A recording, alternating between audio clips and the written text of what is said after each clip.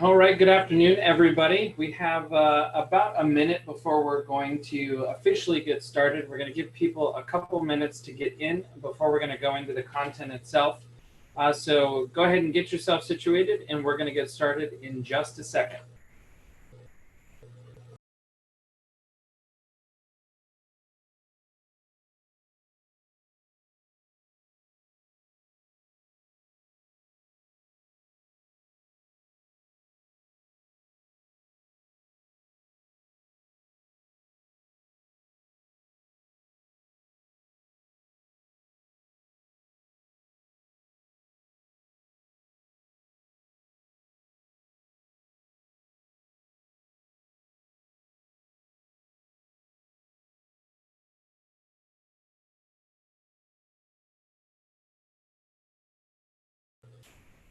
All right, let's go ahead and get started. So this class is all about shift tactic number 3, effective people leverage, working with the right people in the right ways. For those of you that may or may not be familiar, the shift tactics are based off of the 12 tactics that are presented in the book Shift, written by Gary Keller. And so what we do each month is we are actually taking a deeper dive at each one of these tactics. And so today our focus is on the leverage aspect and what leverage looks like when we have effective people doing the right jobs in the right roles. So moving through and looking at the material itself is understanding some of the main ideas of what we're going to be going over today. We're going to be going on over perspective on effective people leverage, the overall perspective. We're going to be talking about what got leverage looks like and acquiring the talent that you need, taking stock of what you've got, who is it that we're already working with, making sure that we have the right people on the bus, focusing on doing the right activities. So do we have the right people doing the right things, or maybe we have them in the bus, but they're in different seats than where they need to be? What the bottom line looks like in terms of both from a financial and a people conversation, and then building an action plan. We always want to make sure that when you leave one of these classes that you are learning for earning's sake, not just learning for learning's sake. Before we go into the material, just wanted to do a quick introduction for those of you who do not know who I am. My name is Michael Reedy. I'm the Director of Productivity for the Keller Williams Chadwick Group Pinellas, which includes the downtown St. Pete, Seminole, and Gulf Beaches market centers. And so I'm positioned to be able to teach this course from the perspective that is, how are you going to be able to utilize the information to really maximize the relationships that you're already in? This is one of the things where, as of right now, we're seeing some changes in our market. At the time of this recording, we are still in the midst of COVID. We're seeing how COVID has some underlining and ripple effects to the economy and to the real estate industry. And quite frankly, we have not really seen a full shift in the market and what that looks like. And so we're preparing both of where we stand, right, taking stock on what we've already got, as well as what we can do to prepare ourselves for the coming months to see what that looks like and how we could potentially position ourselves to take our unfair share. So let's go ahead and get right into the first idea, that is taking perspective on people leverage. So understanding the power of leverage. So leverage is both, or is actually people, is systems, and it's tools. So understanding that people is who will actually do the activity. Systems is how will they do it, and then the tools are what will they use in order to achieve the results, right? And high achievers know that all three forms of leverage, both people, systems, and tools, must be used in concert, but that the people are the most powerful form of leverage. They also, in times, become the most expensive. And that's why we really talk about the resources and things that we already have, right? So understanding that from that perspective is to do it from the idea that is asking the question of, how do you know when it's time to add the right people? Looking at how you spend your time, understanding what activities actually make you money, what activities are going to bring you joy. And if you are spending time on activities that bring you neither, then do you need to think about doing it from a subcontracting perspective? Right? So posing that question, if you're watching this at a later date, is to go ahead and press pause so that you can really write down your answer. How do you know when it's time to add people leverage? Normally, it has to do with, are you doing the maximum amount of activities that you can possibly do? Then are you spending the time focused on the activities that you need to be focused on, that are bringing you the highest energy or income producing activities? And then asking, what activities are actually bringing you joy, bringing you money? What can you potentially leverage out and subcontract? So jotting down the answers to that question, as well as the two questions that are here, is going to be very important, which is, which of your activities are the most dollar productive? If you actually go ahead and work through and just write down on a typical week or month, what are all of the activities that you do? And then right next to each of those activities, what do you think the dollar amount is? In terms of, if you were to pay someone else to do that activity, what would that income look like, right? So it's from that perspective of, if I'm working on the information and the ideas of things that we have, and then making sure that we have the activities and things that are working in our area. So which activities in your life that are actually going to bring you joy? And that's from that above list as well. It's a mixture of those lists and things that we have that we're able to do. So go ahead and pause and think about that for a moment, in terms of, what are the activities that bring you joy from those things that you're doing. And if you cannot see, then you know that Rachel Sartain has just joined the class, and we're going to be kind of tuning in from that perspective.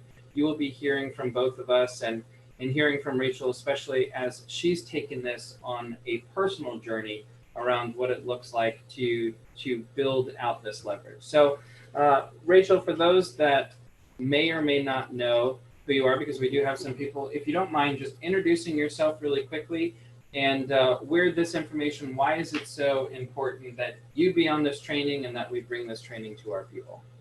Well, hello, Michael, and everyone. Just to give you a heads up, Michael, because I know as instructors, one of the things that we look at is how many people are actually attending and watching the instruction, because it's sometimes a little disheartening if we don't have a big group. I could not get logged in from the link. So hopefully people will see it on Facebook. I don't know how Amy and Ryan, they must use the Ignite link. But the link for the event does not work. Hi, my name is Rachel Sartain. I am CEO and managing broker of Keller Williams St. Pete, Seminole, and Gulf Beaches. And I've been with Keller Williams now 11 years. My anniversary was this past weekend, so that was very exciting. And so effective people leverage has always been key. It was interesting. I had a conversation at lunch and of an agent who has built a team, and she said, you know, sometimes don't you wish you could just let everybody go and make it small again? And I said, no, because, well, there's two aspects of that. Letting everybody go and making it small again means a small life. And in order to continue to grow and build, you have to be able to leverage. And the best way to do that effectively is through great talent. And so being able to identify talent and understanding people's strengths and where they can thrive in your team, in your world, in your environment is essential to growth. Absolutely. So for those of you that are with us, and those of you that are watching this at a future date, where you hopefully were able to pause and answer these questions of which of the activities are the most dollar productive, and also which of the activities in your life from that list actually bring you joy, right? So we want to make sure that, of course, we're doing the activities. You know, why is it that we're working? Why is it that we do what we do in order to fund our perfect life and what that life by design looks like? And then also making sure that we have a balance that includes the joy of those activities and what that looks like, to make sure that we wake up every day excited to do what we do. So understanding that this is actually going to ask you to change the way that you do your business. When you begin to change the way that you view your business from a do-it-all-yourself enterprise to one which is leveraged with help from others, It goes from I did it to we do it. And then hopefully someday that moves into it, they do it. So what does that mean to you, Rachel? Well, I use that I do it, we do it, they do it, especially with training others, is like, I'm going to do it and show you the process. Then we will do it together, and you're doing some of it and I'm doing some of it, more of a shadowing type role play analogy. And then they are actually going to do the activity and I'm going to sit back and watch. So, and that's how the most effective way to transition somebody into your world to leverage yourself. I think when we don't know the proper way, it's just like, here's a job, here's a desk, go do it. And then we get upset that they're not doing it the way we expected, but it was never shown or trained on the proper way. Right, and we talk about this in one of the activities that we do when someone is a new hire, and it is something that we'll talk about later on in this section, is something that we refer to as the 30, 60, 90, right? The first 30 days, 60 days, and 90 days. And many people from a corporate environment are used to a 90-day kind of like probationary period, or this is a time where we're going to have a 90-day review. And what's different about the way that we're talking about doing it is that it is not just a check-in on 30 days, 60 days, 90 days. It's not just a check-in that happens once a week. This really is, from what Rachel was just talking about, we're really going from a check-in every single day for the first 30 days, making sure that I'm showing you the effective way to do these things. You're learning, you're taking notes. Then we move that into the 60 days where we're both doing it together. We still have training wheels. I'm not too far behind. And really from that perspective, that by the end of the 90 days, we should have transitioned that particular role from something that I had on my plate to something that is not only on your plate, but it's something that you own completely. Do you have any comments on how 30, 60, 90 has kind of changed the way that you've hired or the way that you've trained people?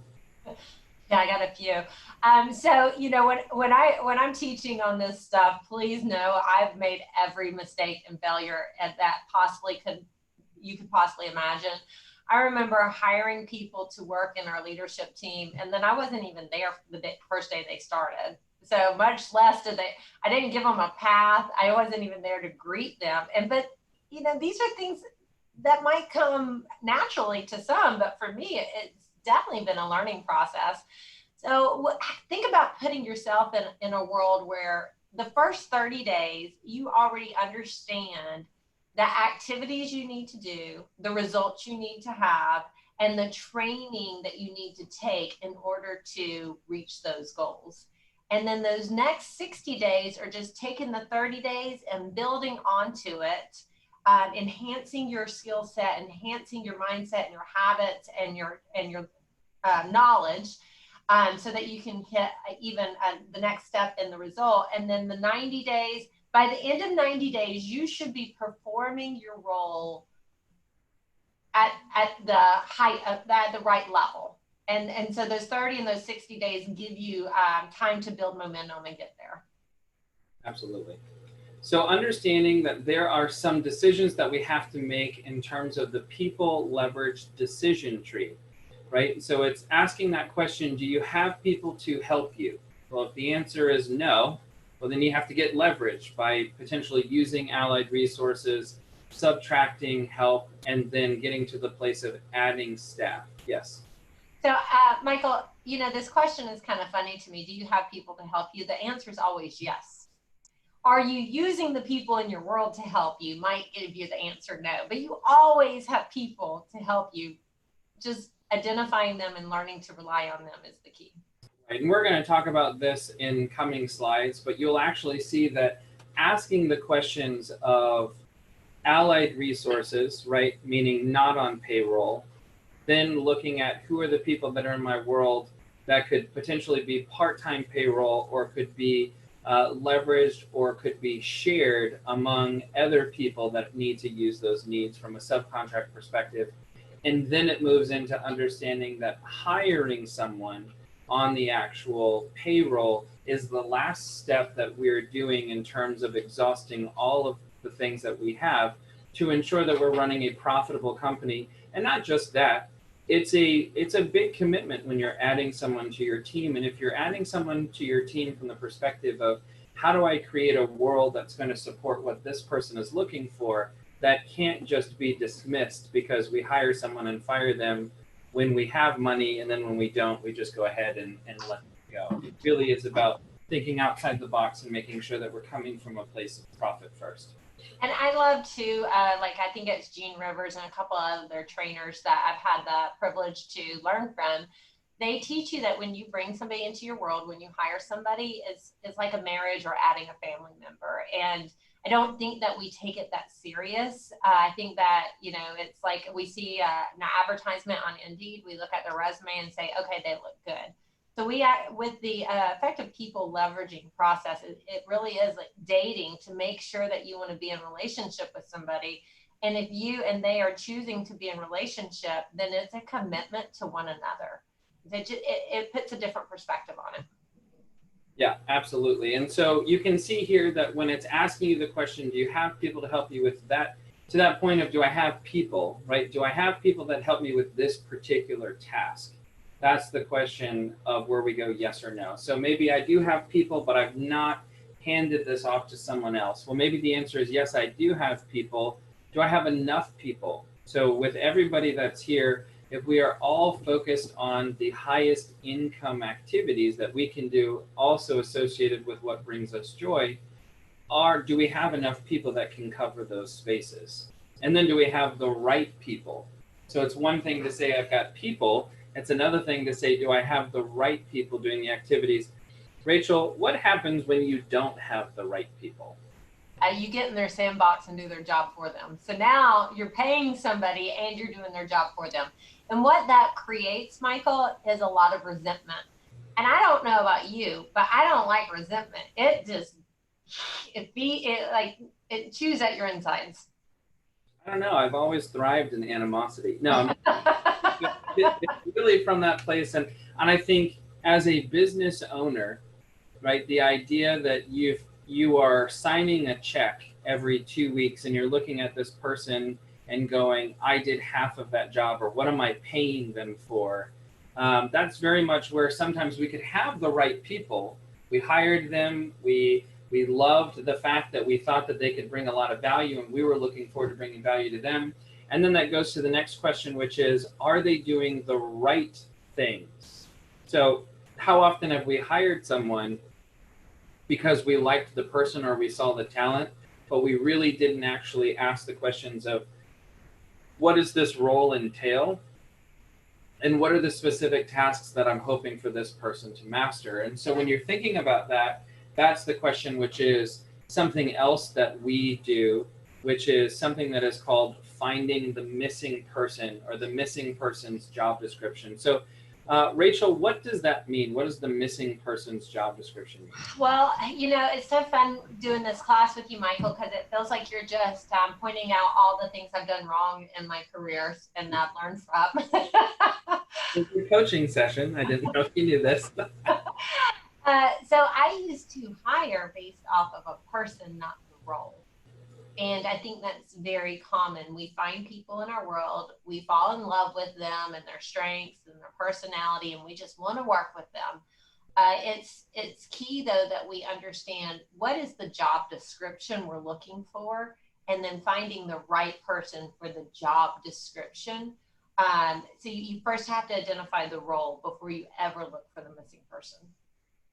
And understanding also, you can see here where if they aren't doing the right things, maybe they're doing the things that you did outline as what was necessary for the role, and then you find out that they're not the right tasks. And so that then is where we either need to re-examine the role, or re-examine the tasks, or re-examine the person. And that's when it goes, are they doing the right things? We said yes or no.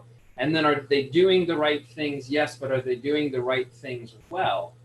And so I guess that would go back to the question that is, how could someone do the right things and then not be doing them well?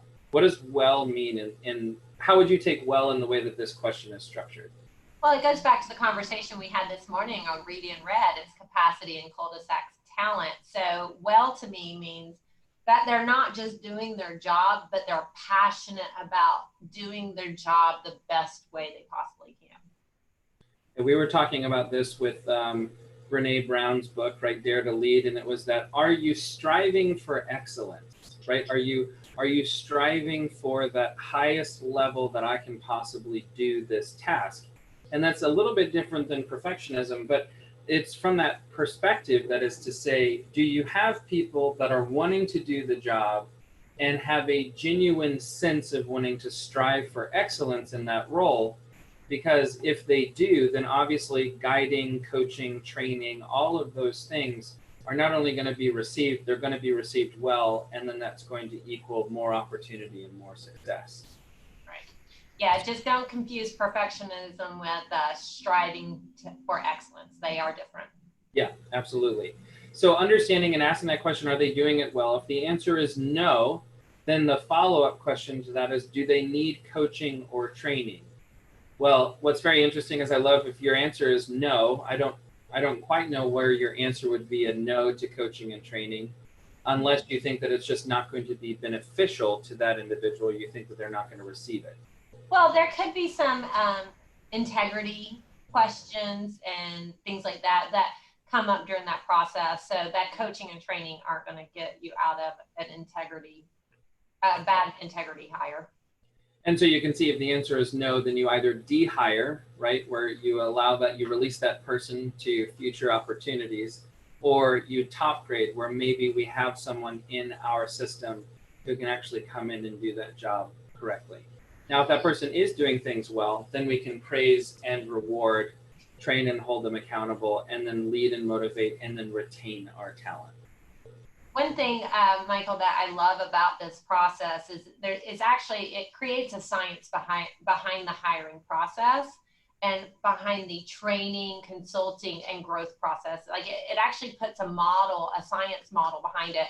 And I heard on Win Make Give with Ben Kinney a few weeks ago, he said that if he ends up hiring the wrong person, he will actually write them a fat check when he lets them go, because he puts all of that back on himself. And that's the only way we can grow. If we're always just blaming the hire, we're not getting better at the process. Yeah, if we did nothing else, if we stopped at this slide and actually worked through the people leverage decision tree, like we can actually teach an entire class based on this process right here, because it all goes back to, notice how many times the question is you, right? Do you have the right people? Do you have enough people? Do you have the right people? Do you have the right people doing the right things? Are they doing the right things well? Have you trained them? Have you coached them? Have you done some of those things correctly? So absolutely, I love this session. So, well, Michael, there's actually a 3-day course on that slide. There is. Career Visioning, 30, 60, 90, and Lead and Motivates. Right. If ever you see the Leverage series come through, where they focus on the 30, 60, 90 career visioning and the 411, absolutely, it's from that perspective.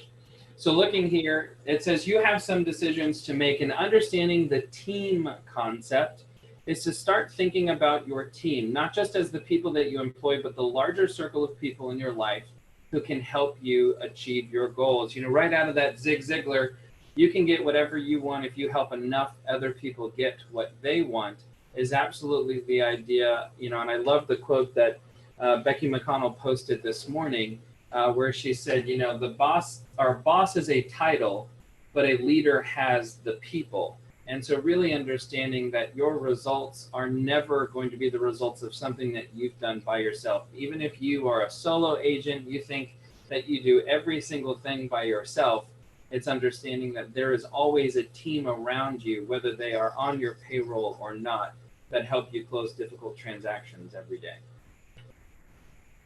So the question here is, who's on your team? If you're watching this at a future date, go ahead and press pause and actually take the time to answer these questions. And if you're here with us at this time, then go ahead and make a list of people who are on your team. Don't forget that your spouse, partner, significant other, your family, your friends, fellow agents, vendors, employees, business leaders, service providers, and many others are a part of this list of the people who help you. So as you've made that list, then we take that information and we move in and talk about getting leverage. Yes, ma'am. I'm saying my spotlight's over. Any last questions for me before I go into my coaching call? No, ma'am. That's it. All right. Thanks, guys. All right. So when talking about do you have leverage, right? Got leverage in the sense of got milk is to understand and then leveraging through your allied resources, through subcontracting, and then adding to your staff. So understanding your allied resources, these in the real estate industry can be your lending partners. They can be your title partners, your home inspectors, your photographers, your videographers, all of the people who help you close difficult transactions. So understanding that you come in contact with people that you should consider your allied resources. These are the people who help you build, sustain, and improve your business. Subcontracting your way up is to understand that there are some free partnerships with allied resources, and they do represent a great creative way to get more things done without necessarily needing to add personnel or overhead to your operations. So this could be some of your business tasks as well as personal tasks. Who do you have in your world? Again, spouse, partner, significant other, family members. Who do you have in your world who can help with some of those business tasks and personal tasks so that you can be focused on those highest income producing and highest energy activities so that you can be building that life by design. So the question here in terms of the subcontracting on your way up is, where do you find professionals who are looking for part-time per transaction or short-term work assignments? When the day of the gig economy has been around for quite some time, we're also seeing that there are many people who are looking for opportunity. They want the bookkeeper, they want the marketing specialist, they want those individuals, but yet they don't necessarily have enough work to keep that person employed for 40 hours a week, maybe not even 20 hours a week. There are plenty of people, entrepreneurs and independent contractors now, that have found that they can actually crowdsource, right, through multiple people in an industry that have the same need, and that each person can hire that person for a short period of their time through packages. Looking for ways that you can encourage people. There's also people who are going back to school and are still wanting additional income as they're doing that. You have people who are maybe on maternity leave or wanting to spend more time and have a little bit more flexible schedule so that they can be both a great parent and someone who can still take their skill sets. Are you having conversations with the people in your world to see where are ways that either you can be a connector with someone who needs this, or also from the perspective of who could they possibly be that can help you, whether it's either part-time per transaction or even just for a short period of time. One of the great ways that you can do this is through virtual assistants. There are both virtual assistants in America as well as abroad. So understanding that this is a great way to go ahead and leverage their experience and that top talent without having to support someone full time. This is someone who can do work from anywhere. If we've noticed anything from COVID is the idea that many of the jobs that were thought to have to be overseen or supervised in a corporate setting actually are not the requirement, and that we can do a lot of the things that we do virtually. A lot of the paperwork and what would fall under the 80% of what you do in your day-to-day, no matter the business that you're in, quite a bit of it can actually be handled by someone virtually. So understanding that can be a huge advantage to you to ensure that you're keeping your profit margins high, as well as making sure that you are still getting those things done without taking that job back. So communicating your expectations and standards is going to be one of the biggest things that you can do. So first and foremost, you have to stop and think, are you ready, willing, and able to acquire the people that you need? So again, if you're watching this at a future date, this is another section where anytime you see that stop sign, go ahead and press pause, read these questions, answer them for yourself so that you can continue to move through and make sure that at the end of this course, you're building an action plan. So are you ready to subcontract professionals to help you with specific needs? And then answer the question, why or why not? Why do you feel like you are? Why do you feel like maybe you are not? Is your business, meaning your sales volume, budget, etc., able to support that decision at this time? Why or why not? Why or why not? Which tasks will you look to contract out? So going back to that exercise that we did earlier, Out of all the activities that I'm doing, and I put a dollar amount next to those hourly rates that I would give to that particular activity, what are some of those tasks that I'm looking to contract out? Is it one person who can do all of those? Is it multiple people who might be able to take a piece of your needs? And it's really going to be able to help identify then that question number 4, which is, who do you know who can help you address these needs? It can either be the candidates themselves, or who do you have in your world that could refer you talent, whether it's a coach or a team leader or someone else that can look through this and help identify the resources that you might need. So understanding no matter who you are, getting the most out of this experience in any Keller Williams University course, we know that there are 3 people that show up to a training.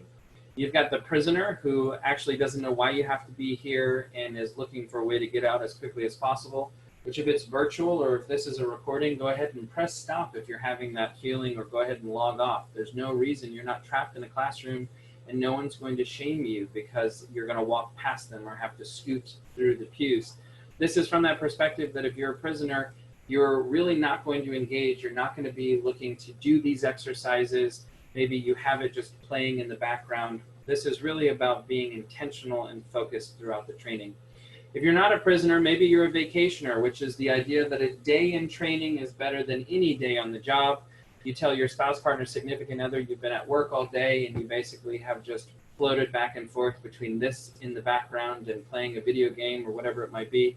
Again, this is the person who's going to be chatty. It's going to be a person who is looking forward to being a distraction, is going to follow up with multiple questions, but is not really looking to take this information and apply it, right? Again, going back to that concept of every Keller Williams University course is built from the idea that it is learning for earning's sake, not just learning for learning's sake. Which leaves us with the last person, the explorer. This is someone who's excited and curious about the new knowledge, skills, and tools that you're going to discover throughout this course.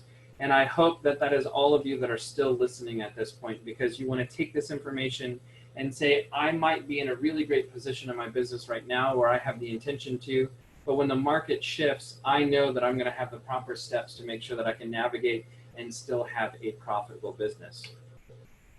So understanding that we need to hire the best. The next step is to actually hire permanent staff after we've moved through subcontracting as well as our allied resources. And it's because employing others represents a greater commitment. Remember to follow just a few rules. Gary Keller says first is leads, then is income, then it's help. We call this leading with revenue, and it's just smart business. So understanding this and following the career visioning process, this is what Rachel was referencing. Anytime you have an opportunity to attend the Leverage series or the career visioning course, it's going to be a really deep dive. We are going to talk about it on kind of a surface level today, but really following the career visioning process is going to ensure that you're hiring the best for the role. Right? So in terms of doing this, is we want to make sure that we are building a team of talent. And so we want to make sure that we're hiring people that are the same, right? And that is an acronym that stands for SMART, attractive, motivated, and ethical, right? So the S stands for smart, quick, and intelligent. It's as much about their emotional intelligence as it is about their IQ. We want to make sure that they're attractive to clients and to others. This is not just from an aesthetic perspective. It's wanting to make sure that they're in alignment with the culture and brand that you've built for yourself and for your team. Make sure that you have people who are motivated to succeed, and as we talked about earlier, that they're striving for excellence. And then making sure that they're ethical people of integrity and of honesty, that are genuinely looking to contribute and make the team something better than what it was before they joined. Understanding the hiring path of the Millionaire Real Estate Agent as it is outlined in the Millionaire Real Estate Agent book written by Gary Keller and Jay Papasan is to understand that it is the path to a 7th level business. A 7th level business means that you have taken your steps through building. Again, you're doing the activities, then we're doing the activities, then they are doing the activities. Is the idea that eventually you will identify a CEO to run the company for you, allowing you to step out as chairman of the board and earn residual income by owning an asset-based business that you can either sell or pass down in the future. So now we need to take stock of what it is that we actually already have. Do you have the right people? Looking for these essential attributes in employees, subcontractors, and allied resources is to make sure that they have a strong work ethic, that they have a resilient attitude, that they're trainable, and they're into mastery. We're going to talk about the steps to mastery and what that looks like, and that they have a willingness to follow your systems, not just anyone's systems. So with stopping and thinking from here to there, I want you to think about the people that are on your team, the people leverage that you already have in your life, and the goals that you have for your business. What is it specifically that you want? What is it that you have now? And who would you replace if you had a better resource? Go ahead and pause here if you're watching in a future rate. And if you're here with me now, go ahead and think about those three questions. What is it that you want? What is it that you have at this moment? And then who would you replace if you had a better resource?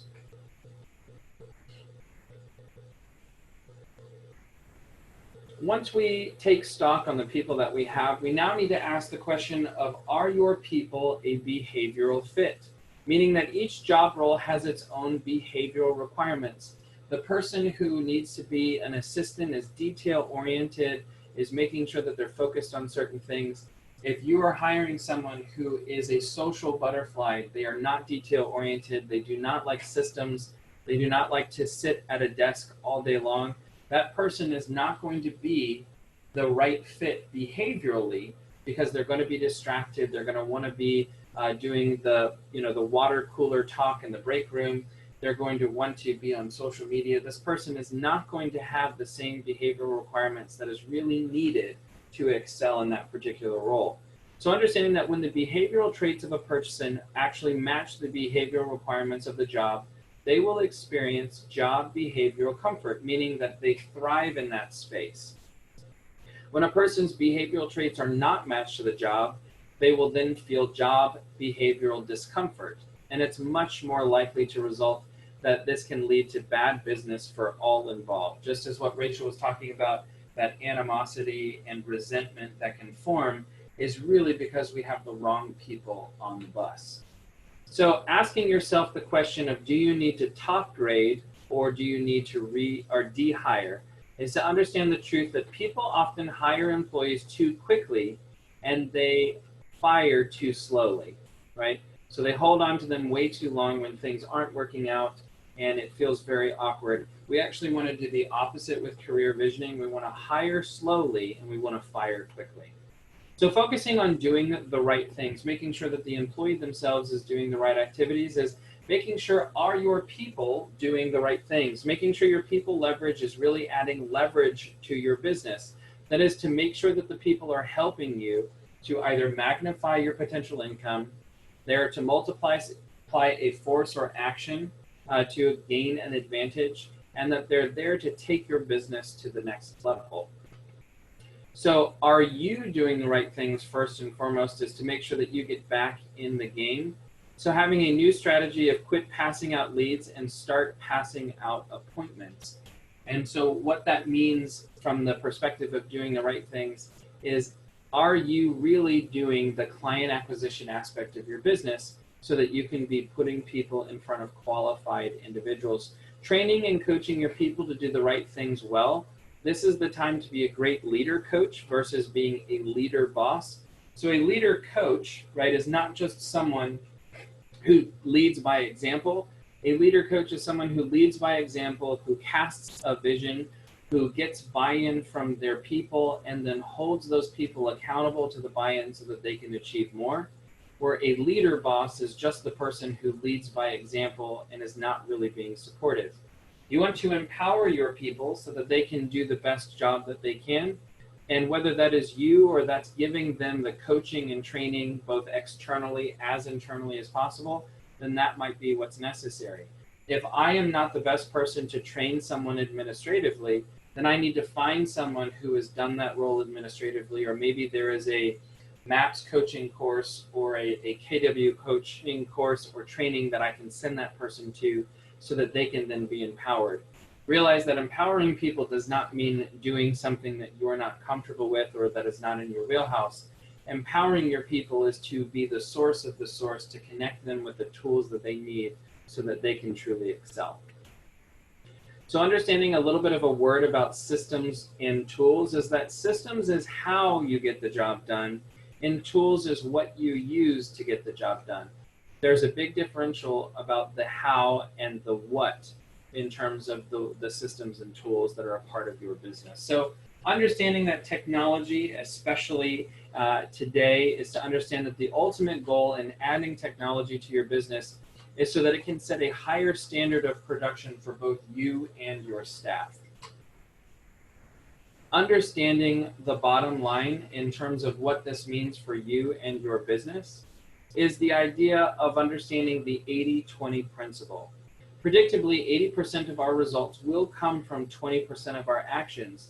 And so understanding the principle of greatest leverage is that when your goal is mastery and is success, you can leverage your time to yield the highest productivity if you spend your time strategically focused on only a few key concepts. And so this is something that comes from Gary Keller's book, The One Thing, by asking the question, what is the one thing that I can do such that by doing it, everything else becomes either unnecessary or irrelevant, right? And so it's from that perspective that is, if I am not focused on client acquisition, does it matter if I have the tools, the systems, or the people?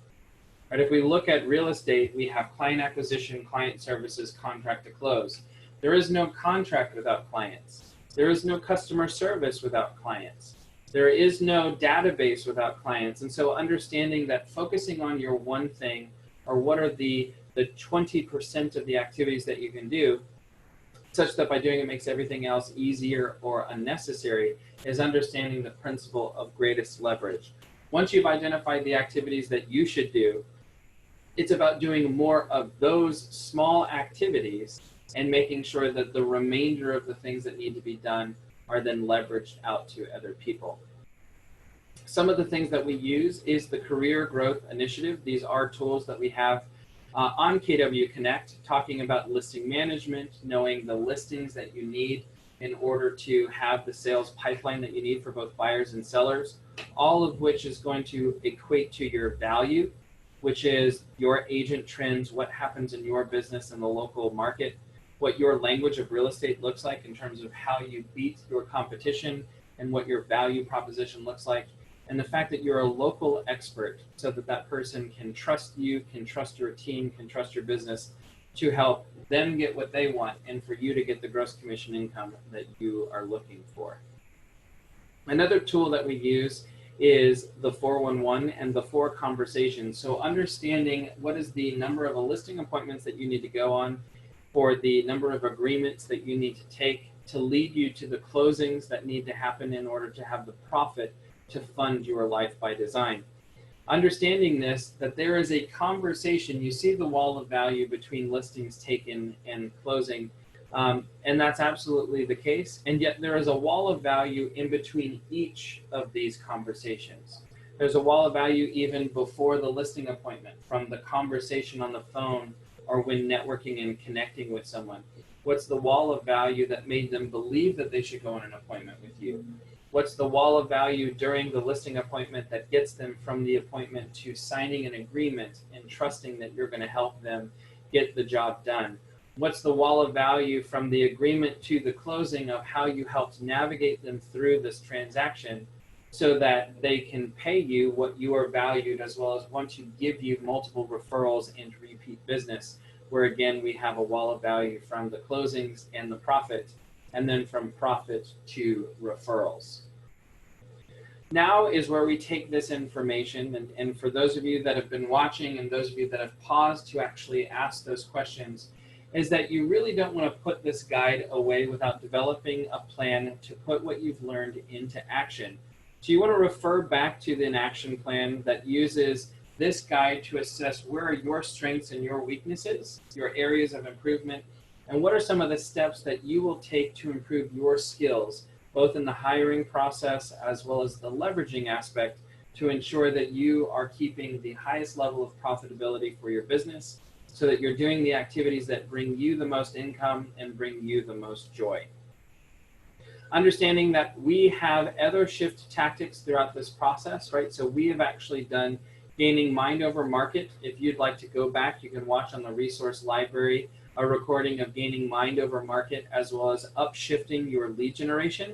Next month, we will be focusing on seller pricing strategies, from what we can actually do in the market to ensure that we have the most competition and that we can really deliver on our customer service. So please make sure that you look at your calendar and that you join us for that next shift tactic focused on the seller pricing strategies.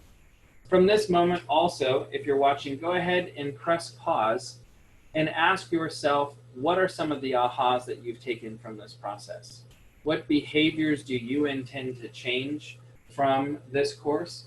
What are some tools that you can use or incorporate into your business, whether it is the people leverage decision tree, or it's the 411 or the career growth initiative tools?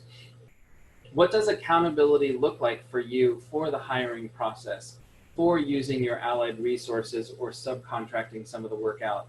What does accountability look like for you to be focused on your 20% so that someone else can be doing your 80%?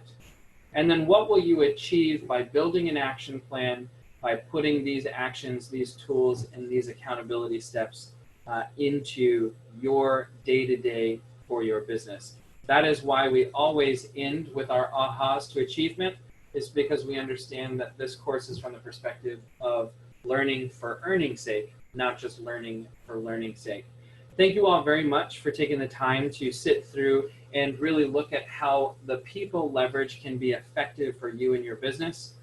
If you would, please go to kwueval.com. This is where you're able to take a moment and complete an evaluation. The name of this course is Shift Tactic 3, Effective People Leverage. The event type is Market Center, and it's going to ask you for the instructor's name. I am not currently a Keller Williams University approved instructor, but I am going through the process. I would appreciate it very much if you would fill out this evaluation. For instructor name, you'll actually scroll all the way to the bottom where it will say instructor name not found. It will then give you a space to enter a name. If you found value out of this class, the instructor name, my name is Michael Reedy, M-I-C-H-A-E-L. Last name is R-E-E-D-Y, so R-E-E-D-Y. If you did not like this class, my name is Rachel Sartain. Thank you all very much. I really appreciate it. If you have any questions, please feel free to reach out to me. My email is my name, michael.reedy@kw.com, or feel free to give me a call at 813-508-8499. Thanks so much and have a great day.